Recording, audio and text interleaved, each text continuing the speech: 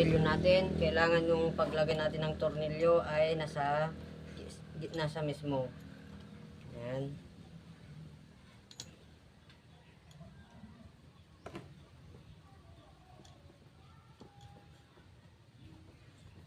Hipitan lang po natin.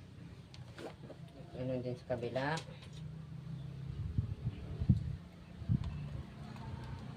Ito po ay kung magpapalit po rin tayo ng makina ng washing machine sa dryer, kailangan din po rin natin magpalit ng capacitor. Kasi ang capacitor ng dryer nasa 3.7, 3.5, 4UF, 5UF. Pero ang sa ano po, washing machine nasa 8UF hanggang sa 10 po. 10, 12 ganun po.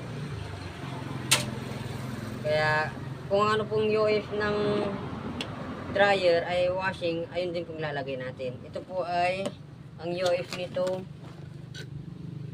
10 UF po. Kaya lalagay natin ng 10 UF. Kahit maglagay tayo lang ng 8 UF, pwede po tayo magbaba sa 10 UF. Wag lang po tayo magtaas doon para hindi po ma-overload yung makina.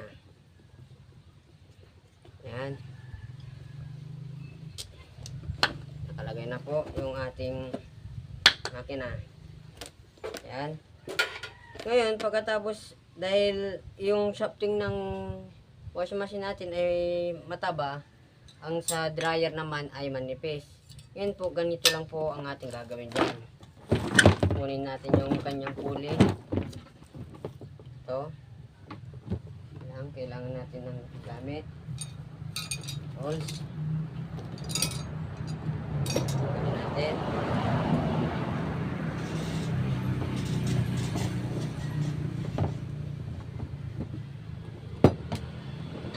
Ngayon, kung ilalagay po natin to